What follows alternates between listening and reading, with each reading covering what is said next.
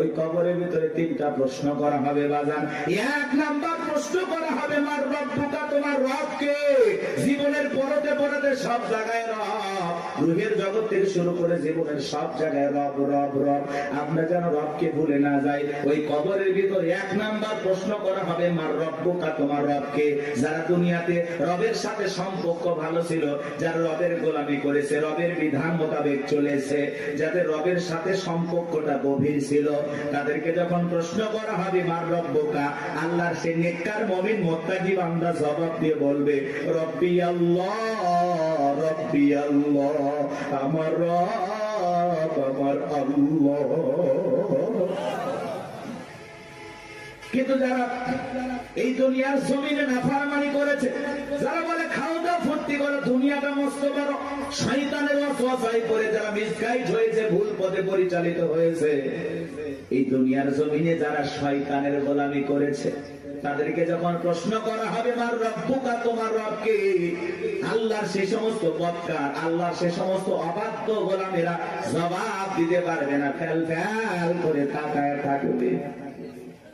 নেককাররা জবাব দেবে, আর বদকার গুনাহগাররা জবাব দিতে পারবে না, ফেল ফেল করে তাকায় থাকবে। ওরা বলবে কি কয়, হ্যাঁ আফসোস, কি কয় আমি তো বুঝি না।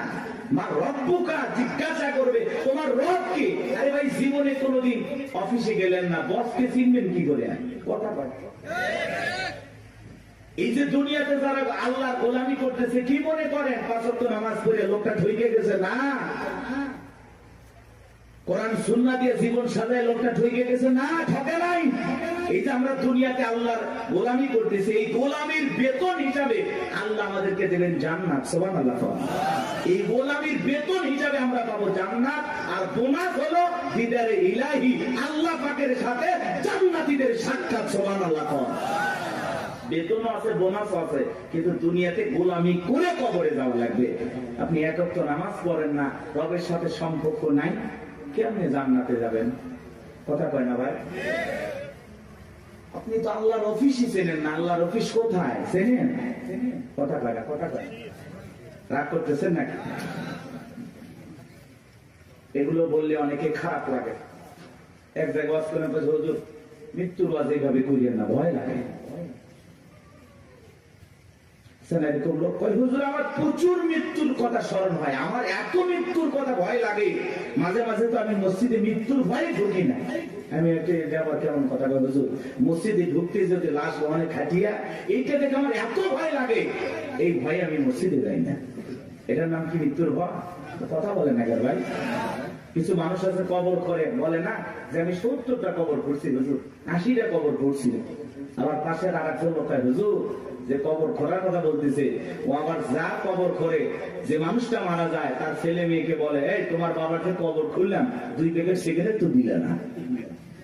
ও যদি 80 লক্ষ কবর করে, কবর কি, কবরে কি হতে পারে এই বুঝ কি আর দিলের ভিতরে আসবে ভাই? কথা বলেন, আসবে? আমাদের অবস্থাটা এমন হয়ে গেছে, কিসের আমল করবো হুজুর? দুনিয়া তো মস্ত বড়, রং তামাশায় আসি ব্যস্ত, রঙিন চশমায় দুনিয়া সব চাকচিক্য সুন্দর লাগতেছে, একটু গান বাজনা আমোদ প্রমোদ ওই বললাম। কথা বলে না কেন? হাজি মানুষ বাস করে আসছে, নাক নির্বিয়া, বক্স বাজতেছে, কন্ট্রোল করতে পারে না, হাজি পর্যন্ত ডাক দিয়ে করছে লঙ্গি দেয়া, হাজি হাজি অফ করে আসছে। কথা বাস্তব না অবাস্তব? মিথ্যা না সত্য? এরকম আছে না বাজান? মানে আবেগের ঠেলায় আমরা গুনাহ করতে চাই, গুনাহ নাকি আবেগে হয়ে যাচ্ছে। আল্লাহ এরকম আবেগ থেকে আমাদের হেদায়েত দান করেন। এটা জোরে বলেন আমিন। কষ্ট পাচ্ছেন আপনারা? তাহলে কবরে 1 নাম্বার প্রশ্ন মার রব্বুকা, তোমার রবকে, উত্তর দিতে পারবে তারা আল্লাহর মুমিন মুত্তাকি নেককার বান্দা। যারা উত্তর দিতে পারবে না কারা? আল্লাহর গুনাহগার বদকার অবাধ্য গোলাম যারা। কথা বলে ঠিক কিনা? তাহলে আমরা নেক আমল করে আল্লাহর প্রিয় গোলাম হয়ে কারা কারা কবরে যেতে চায় হাত তুলে দেখা। আল্লাহ আমাদের সবাইকে নেক আমল করা তৌফিক দান করুন। চিল্লা বলুন আমিন। আর একটু জোরে বলুন আমিন। আচ্ছা, ওয়াজ কি শেষ? এবার দেখেন খেলাটা কোন দিকে যায়, এদিকে খেয়াল করেন। কষ্ট পাইছেন? এই যে হেদায়েতের উদ্দেশ্যে 2-4 মিনিট কথা বললাম, এইবার চলেন আল্লাহ রাব্বুল আলামিন বলেন, ইন্নাল্লাযীনা ক্বালু রাব্বুনাল্লাহ, নিশ্চয়ই যারা বলে আমাদের রব আল্লাহ। আমাদের রব কে? জোরে বলেন না ভাই, একটু চিল্লায়ে বলেন আল্লাহ। এই পৃথিবীর জমিন আল্লাহ যখন কাউকে জিরো থেকে হিরো বানায়, চাওয়ালা থেকে প্রধানমন্ত্রী বানায়, আর মুসলমান জবাই করে। কথা বলে না কেন ভাই? বাংলাদেশে ডক্টর জাকির নায়েক আসবে, ভারতের টেনশন আসবে, আমাদের দেশে আর টেনশন করে ভারতের লোকেরা। কথা বলে না কেন? অনেক উদ্বেগ, তারা বিভ্রান্তিকর বক্তব্য ছড়াচ্ছে যে ডক্টর জাকির নায়েক আসলেই বাংলাদেশে গ্রেফতার করা হবে। কতই সহজ। বাংলাদেশের মানুষকে তো চেনেন না, ধুতি নিয়ে যাইতে পারবেন না। কথা বলে না, বাংলাদেশে ডক্টর জাকির নায়েক আসবে, তাকে প্রায় 1 মাসের এ দেশে সফর করার অনুমতি দেওয়া হয়েছে। বিভিন্ন জায়গায় তিনি বিভিন্ন প্রোগ্রামে অংশগ্রহণ করবেন ইনশাআল্লাহ। একজন দিনের দায়ী, সারা দেশে সারা পৃথিবীতে যার পরিচয় পরিচিতি আছে। ভারতের তার বক্তব্যের শুনে অসংখ্য মানুষ কালেমা পড়ে মুসলমান হয়েছেন। সেই মানুষটা যদি এই দেশে আসে, আমাদের কোনো সমস্যা আছে ভাই? আমরা মুসলিম হিসাবে খুশি, তাকে ধন্যবাদ জানাই। ডক্টর জাকির নায়েককে আমরা সাদরে গ্রহণ করব, লাল গালিচার সংবর্ধনা দেব। কথা বলা ঠিক না? আর এই দেশে যদি কোনো কারণে কোনো ষড়যন্ত্র বা বিতর্কের কারণে যদি ডক্টর জাকির নায়েক বাংলাদেশে না আসতে পারে, তাহলে বুঝে নেবেন বর্তমান সরকারে যারা আছে এদের ভিতরে ভারতের দালাল আছে। উনি আসবেন, সমস্যা কি? মুসলিম একটা দেশে একজন দায়ী আসতে পারবেন। ডক্টর জাকির নায়েকের অসংখ্য লেকচার আপনারা শুনেছেন, আলোচনা শুনেছেন। ভালো লাগে না? ভালো লাগে না? চমৎকার কথা বলেন। ভারত সরকার তার টিভি চ্যানেল বন্ধ করে দিয়েছেন, তাকেও দেশ থেকে বিতাড়িত করেছেন। এখন তিনি বিভিন্ন দেশ সফর করেন, বিভিন্ন দেশে থাকেন। আলহামদুলিল্লাহ, আমাদের দেশও আসবেন তারই ধারাবাহিকতায়। আলহামদুলিল্লাহ, আমরা গ্রহণ করবো। উনি আসবেন, ঘুরিয়ে ফিরে চলে যাবেন, সমস্যাটা কোথায়? এটা ভারতের মাথা ব্যথা দরকার আছে। আমাদের দেশে আমরা ডক্টর জাকির নায়েককে নিয়ে আসবো নাকি খানায় খাবার ইমামকে নিয়ে আসবো, সেটা ভারতের কাছ থেকে শোনা লাগবে। ভারতের কথা আমরা চলি, এজন্য আমরা বলেছি আমরা বারবার রক্ত দিয়ে দেশকে স্বাধীন করেছি। আমরা না হতে চাই ভারতের গোলাম, না হতে চাই আমেরিকার গোলাম, আমরা সবাই আল্লাহর গোলাম। এটা আমাদের জীবনের সবচেয়ে বড় পরিচয়। আমরা কার গোলাম? আল্লাহর গোলাম। আমরা দুনিয়াতে কারো গোলামি করার জন্য জন্ম হই নাই, আমরা গোলামি করবো একজন, আর তিনি আমাদের রব, তিনি আমাদের সব। কথা বলে ঠিক না? ডক্টর জাকির নায়েক আসতেছে খুব দ্রুত, 28 নভেম্বরের মধ্যেই বাংলাদেশে আসবেন ইনশাআল্লাহ। তার এই সফরকে আল্লাহ কবুল করেন। একটু জোরে বলেন না আমিন। এটা নিয়ে ভারতের মাথা ব্যথা, অনেক টেনশন, মিডিয়াতে অনেক আলোচনা, তুমুল আলোচনা, সমালোচনা চলতেছে, বিতর্ক চলতেছে। সব বিতর্কের অবসান ঘটবে উনি যখন বাংলাদেশ বিমানবন্দরে পৌঁছাবে। আশা করি উনি আসবে ইনশাআল্লাহ। আমার ভাইয়েরা দিল দিয়ে কথাগুলো বোঝার চেষ্টা করবেন। ইন্নাল্লাযীনা ক্বালু রাব্বুনাল্লাহ, নিশ্চয়ই যারা বলে আমাদের রব আল্লাহ। গভীর মনোযোগ দিয়ে কথাগুলো শুনবেন বাজান। এই পৃথিবীর জমিন আল্লাহ কাউকে জিরো থেকে হিরো বানায়, চাওয়ালা থেকে প্রধানমন্ত্রী বানায়। নিঃস্ব পৃথিবীতে কেউ বেঁচে নাই। চিল্লায় বলে দুনিয়াতে আমার কেউ নাই। সেই মানুষটাকে আল্লাহ নিঃস্ব থেকে ক্ষমতার চেয়ারে বসায়, সেই মানুষটাও ক্ষমতার চেয়ারে বসে জুলুম করে, অত্যাচার করে। কথা বলেন ঠিক কি না? এই পৃথিবীর জমিনে এরকম একজন জালেম ছিল ভবঘুরে, যিনি যে কানা রব্বুকুমুল আলা বলে দাবি করেছিল, নিজেকে প্রভু বলে দাবি করেছিল, খোদা বলে দাবি করেছিল, রব বলে দাবি করেছিল। এ ছিল একটা ভবঘুরে যুবক। ভবঘুরে যুবক মানে বোঝেন না? যারা ইয়াবা, ফেনসিডিল, গাঁজা, মদ খায়, গাছক ধাক্কা মারে। ভাইজান সাইদ খান আছে না? না, বাড়িতে যায় বলে বউ দরজা খোল। কথাকে বোঝেন নাই? বউ যখন দরজা খুলে দিয়েছে, ভাই মা এত দেরি করলি কেন? বউ তখন দিকে বলে কি ব্যাপার, আমার মা কইলি কেন? আজকে একটু বেশি মাল খাচ্ছি। তুই মা না বউ বুঝতে পারতেছি না। এরকম মাতাল আছে না নাই? কিছু কিছু ছেলে পেলে আছে সন্ধ্যা বলে ঘরে দরজা বন্ধ করে জিকির করে, ইজ্ঞাবা ইজ্ঞাবা ইজ্ঞাবা। মা বাবা চিন্তা করে, বাবা এটা কিসের ট্যাবলেট, সরস্বতী গলা ব্যথা, কই কিচ্ছু বোঝার দরকার নাই, টাকা দে নইলে তোর মাথা ফাটাবো। এরকম ইয়াবা খোর আছে না নাই? যারা ইয়াবা খায়, ফেন্সিলিন খায়, গাঁজা মদ খায়, যুবক রে, সমাজের মানুষ তাদেরকে নেশাখোর বলে, টোকায় বলে। যারা নেশা করে তাদেরকে মানুষ ভালো চোখে দেখে না। সে ভালো সন্তান হতে পারে না, ভালো স্বামী হতে পারে না। ভালো বাবা হতে পারে না। নিঃস্ব করে সে সবাইকে, কথা বলে নেশা করে না, তার পরিবারকে নিঃস্ব করে। এই জন্য হাতে পায়ে অনুরোধ করে বলে যায়, যুবক নেশা দ্রব্য পান করা যাবে না, মাদক সেবন করা যাবে না। যে মুখে মা সেই মুখে মাদক তোলা যাবে না, মাদককে না বলুন। কথা বলে না, কথা বলে। মাদক সেবন করা যাবে, নেশা দ্রব্য পান করা যাবে। যারা মদ পান করবে এদের জন্য জান্নাত হালাল না হারাম? ওদের জন্য জান্নাত হারাম হয়ে যায়। জান্নাত যদি হারাম হয়ে যাবেন কোথায়? এই জন্য আমরা দুনিয়াতে নিজেরাই মদ আল্লাহ তাআলা হারাম করে দিয়েছেন। আমি আমার উপরে এটা হারাম মানবো যে না, আল্লাহ হারাম করে দিয়েছেন, এই মদকে আমি স্পর্শ করব না। আমি জান্নাতে যাই শরাব পান করব। শরাবের ঝর্ণা আছে, সুবহানাল্লাহ কম, মধুর ঝর্ণা, দুধের ঝর্ণা, পানির ঝর্ণা, শরাবের ঝর্ণা। হাতে স্পর্শ ছাড়া কি তার করতেছে? সুবহানাল্লাহ। জান্নাত যে কত সুখের জায়গা, কেমনে বোঝাবো? ও কল্পনা করা যায় না। আল্লাহ এত সুন্দর করে জান্নাত বানাইছে, সুবহানাল্লাহ বলেন। কষ্ট হচ্ছে আপনাদের? তাহলে এই যুবক নেশা দ্রব্য পান করা যাবে? যাবে? এগুলো আজে বাজে ফালতু জিনিস না খাইয়া, ওই ইয়াবা ফেন্সিডিল না খাই, ওই টাকাটা জমায়া বউকে মাসে একটা করে 3 পিস উপহার দাও। কিছু না পাইলে অন্তত 12টা মাসে 12টা বছর খাইবে। কথা কোন ঠিক কি না? হ্যাঁ, আলামিন ভাইয়ের কাছ থেকে যদি সুন্দর একটা শাড়ি দিতে পারতো, কথাই নাই। মেয়েরা সবচেয়ে পছন্দ করে কোন কালারের শাড়ি জানো? নীল কালারের শাড়ি। কথা কয় না? হ্যাঁ, নীল কালারের শাড়ি বউরে কিনে দেবেন। যদি আপনার বউ বেজার হয়, টাকা আমি দেবো। কথা কয় না? কথা কয় না? এই কালারটা মেয়েরা সবচেয়ে চয়েস করে বেশি। যদি পারেন আলামিন ভাইয়ের সাথে যোগাযোগ করে একটা শাড়ি খালি দিয়ে দেখেন, ওই দিন বইয়ের ব্যবহার দেখে সারা জীবন আপনার মনে থাকবে। কথা বলে ঠিক না? এই জন্য আজে বাজে জিনিস না খাইয়া ওই টাকা জমায়া বউ বাচ্চার কাপড় কিনে দেবো, ওদের মুখে হাসি ফোটাবো ইনশাআল্লাহ। কোন কোন যুবক আছো মাদক দ্রব্য স্পর্শ করবা না, মাদক নিজের উপরে হারাম করবে, হাত করো। জীবনে কোনোদিন স্পর্শ করবো না ইনশাআল্লাহ। আজকের এই জান্নাতের বাগান থেকে ওয়াদা দিলাম যে আল্লাহ আমরা জীবনে কোনোদিন নেশাদ্রব্য স্পর্শ করবো না। দয়া করে তোমার জান্নাতের শরাবের নহরটা একটু আমার জন্য বরাদ্দ রাখো। একটু জোরে কর না আমি। হাত নামান আমার ভাইয়েরা। এই ফিরাউন ছিল একটা ভবঘুরে যুবক, এর নাম ছিল কাবুস। বলকে বলা হতো, কিত্তিদের তরফ থেকে নাম ছিল রামসিস। মিশরের বাদশাহর পুরোবাদী নাম হলো ফিরাউন। সংক্ষিপ্ত ঘটনা 2-1 মিনিটে বলে সামনের দিকে যাবো। জানবো আমার এসে গেল সর্বপ্রথম মিশরে যাওয়ার পরে বাজান সর্বপ্রথম হলো তরমুজের ক্ষেতের লেবার। কিছুদিন লিবারি করলেন। ওই দেশের সরকারি গোরস্থানের দারোয়ান লাগবে। ঢোলপিটায় খবর দেওয়া হলো, হাজার হাজার মানুষ লাইনের ভর্তি হয়ে গেছে গোরস্থানের দারোয়ান হওয়ার জন্য।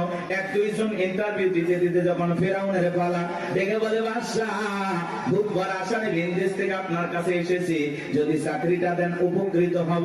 এমন ভাবে কথাগুলো উপস্থাপন করলেন, বাদশার মায়া লাগে গেল। বলে আপনার সাথে ভালো মানুষ মিশর আর কেউ নাই। বুক করা আসামে বিদেশ থেকে আসছি, পরিবার পরিজন আছে, দয়া করে যদি চাকরিটা দেন সারা জীবন আপনার প্রতি কৃতজ্ঞ থাকবো। এমন ভাবে কথাগুলো বললেন, কথা আছে দুষ্ট লোকের মিষ্টি কথা। বাদশার ভালো লেগে গেল। বাদশা ডেকে বলে ইন্টারভিউ বন্ধ করো। এই কাবুস নামের ছেলেটাকে মিশরের সরকারি গোরস্থানের দারোয়ানের চাকরিটা দেওয়া হলো। এইবার সরকারি গোরস্থানে দারোয়ানের চাকরি পাওয়ার পর ফেরাউন চিন্তা করে বাদশা প্রতি মাসে বেতন দিবে, ঠিক আছে, কিন্তু এই টাকা দিয়ে চলবে না, আমার সাইড ইনকাম করা দরকার। এইবার যারা লাশ দাফন করতে আসে ওদেরকে ডেকে বলে, শোনো, লাশ প্রতি 1টা করে দিরহাম যদি দাও লাশ দাফন করতে দেবো, না হলে লাশ দাফন করতে দেবো না। জনগণ টেনশনে পড়ে গেল, 1টা দিরহামের জন্য বাদশার দরবার বিচার নিয়ে যাব, লাশ পয়সা বলে শেষ হয়ে যাবে, যদি পাই 1টা টাকাই ছেলেটাই পাক। এই কথা ভেবে জনগণ 1টা করে দিরহাম ফেরাউনকে দেওয়া শুরু করলো। আপনারা বলেন তো বাংলাদেশের মানুষের নাম কি? ঘুষ। ঘুষ 1 টাকা হইলে ওটা কি? ঘুষ। এটা কিন্তু বাংলাদেশে আছে, আছে, আছে। শোনো এই দেশ যারা গল্প করি, দেশটা মনে হয় স্বপ্নপুরী। শুধু কর ঘুষ কর, মদ কর, জুয়া কর, হেতায় আছে ভুরি ভুরি, হেতায় আছে ভুরি ভুরি। এ দেশে অসৎ কামাই কেউ করে না, তবে ঘুষের টাকা পেলে কেউ তো ছাড়ে না। টেবিলের নিচ দিয়ে হাত বাড়িয়ে কালো টাকাটা নেই সারিয়ে, টেবিলের নিচ দিয়ে হাত বাড়িয়ে কালো টাকাটা নেই সারিয়ে, করছে ওরা বড় দেশের চুরি, করছে ওরা বড় দেশের চুরি, শোনো এদের তার গল্প করি। আছে না নাই? আমার ভাইয়েরা একটা করে দিরহাম জনগণ দেওয়া শুরু করলো। আল্লাহ রাব্বুল আলামিন ওই সময় একটা মহামারী দিল। 2020 সালে আল্লাহ তাআলা আমাদেরকে একটা মহামারী দিয়েছিলেন, ধরো না ছুঁয়ো না, নাম হলো করোনা।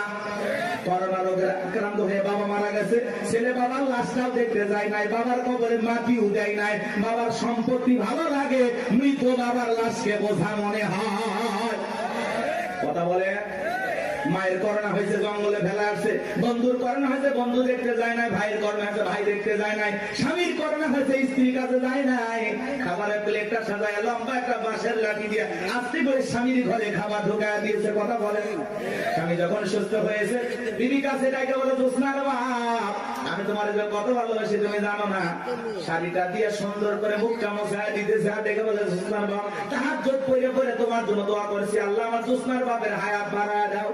স্বামী মনে মনে হাসে আর বলে, বিবি রে, তুই যে আমার কত ভালোবাসিস, আমার বোঝা হয়ে গেছে। আমি যখন অসুস্থ ছিলাম, জানালা দরজার দিকে তাকায় একটা এই বুঝি দরজা জানালা করে গল্প করবি, দুইটা কথা বলবি, একবারও দেখা করলি না। মোবাইলে তোর ছবি দেখে দেখে মনের দুঃখের কথা ভুলে যাইতাম। তুই যে আমার কত ভালোবাসিস প্রমাণ আমি পাইছি। আমি যখন অসুস্থ ছিলাম, আমারে তুই বাঁশ দিয়া খাওয়াইছিস। কথা বলা এজন্য করোনা মহামারী বুঝে দিয়েছে, দুনিয়াতে কেউ কারো আপন না। কথা বলেন, কথা বলেন, সত্য না মিথ্যা? ওই সময় একটা আতঙ্ক ভয়, কেউ কারো কাছে যায় নাই। বাজানো আমার এই দুনিয়াতে একটা করোনা মহামারীতে মানুষ মারা গেল, মানুষ আর একটা মানুষের কাছে গেল না, বাবার কাছে সন্তান গেল না। তাহলে ভেবে দেখেন বাজান, দুনিয়াতে কেউ কারো আপন না, সব মিথ্যা মায়া, মিথ্যা মায়া। কথা বলে না? আপনি কি মনে করেন আপনি মারা গেলে আপনার পরিবারের লোকজন আপনাকে ছাড়া অচল হয়ে যাবে, তারা ভেঙে পড়বে?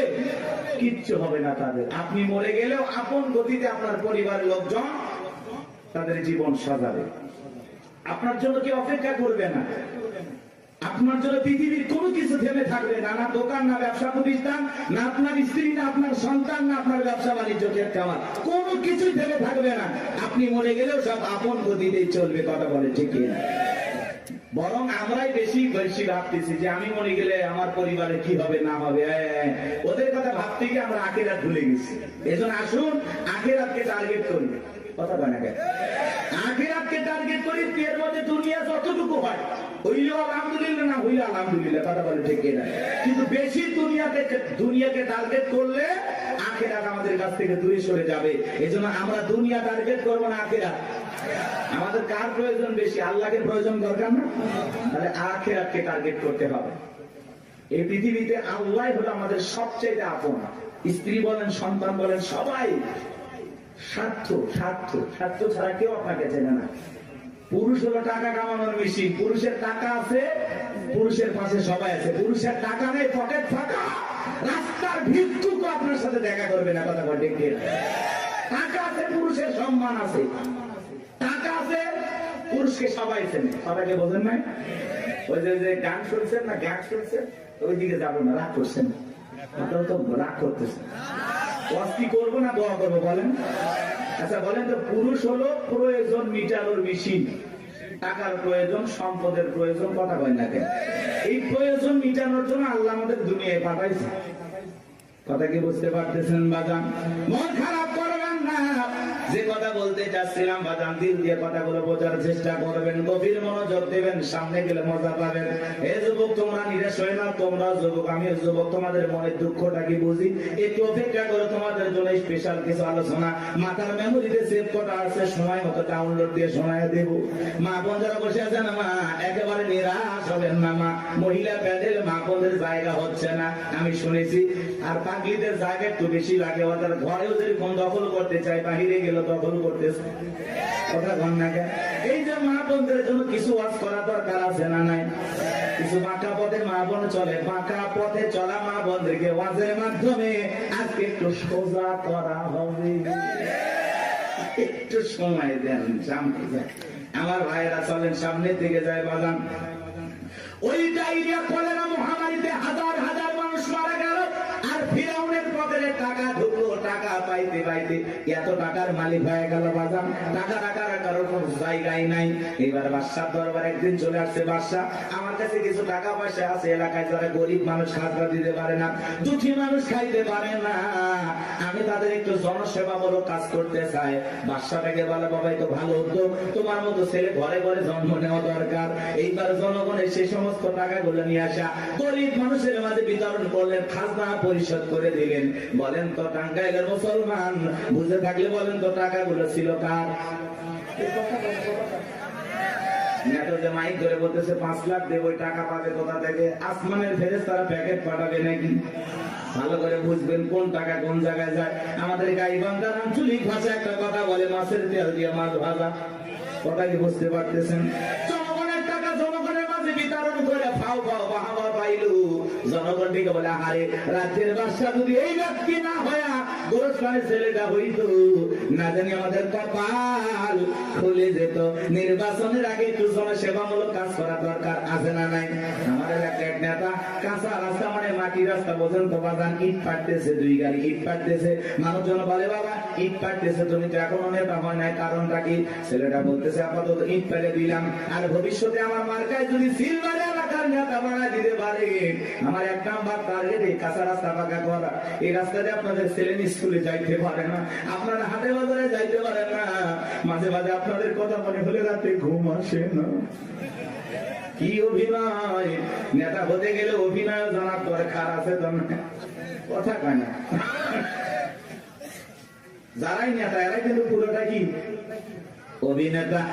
অভিনয় না জানলে নেতা হওয়া যায় না বাজান। ভালো করে বোঝার চেষ্টা করবেন। জনগণ বিশ্বাস করে যদি নেতার মার্কায় সিল মারে নেতাকে নির্বাচিত করে, নেতা তো এলাকায় থাকে না, ঢাকা শহরে বান্ধবী নিয়ে ঘুমায়। কথা বলেন ঠিক কিনা? মার্কা থাকে যে কয়দিন, নেতার আনা গোনা সে কয়দিন। আমরাও জনগণ কম খারাপ না। 1.5 টাকার বিড়ি আর 3 টাকার চা খায় কি স্লোগান? বল্টু ভাইয়ের চরিত্র ফুলের মতো পবিত্র। নামাজ পড়া কক্ষ কাজা খাই 5 ওয়াক্ত, কম শরীরে পাকা ভক্ত। শয়তানের 1 নাম্বার ভক্ত।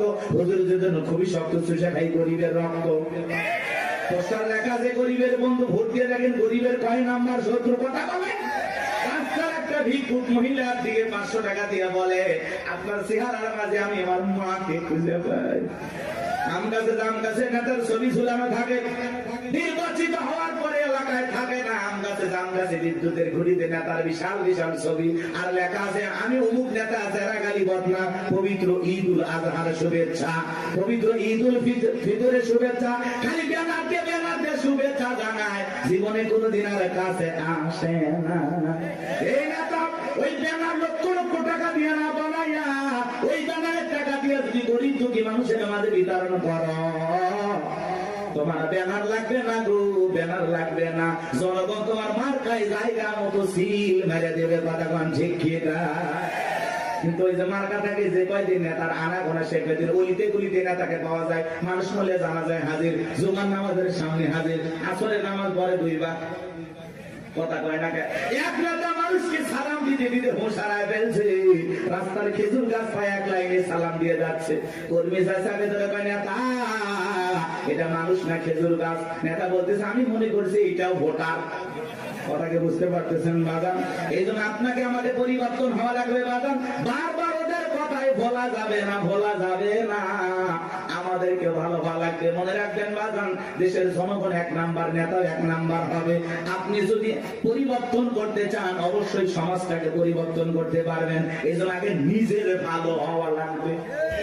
আপনি যেমন দেশের নেতাও কিন্তু ওইরকম হবে। 2 নাম্বার আপনি, নেতা হবে 4 নাম্বার। কথা কি বুঝছেন? আপনি সিটার নেতা হবে বিশ্ব সিটার। করলে কি ভয় পাচ্ছেন নাকি? আমি কোনো দলে দালালি করতেছি? আমরা আগে ঠিক হবে। এক পাগল গাছের নিচে হাত তুলে বলে, আল্লাহ।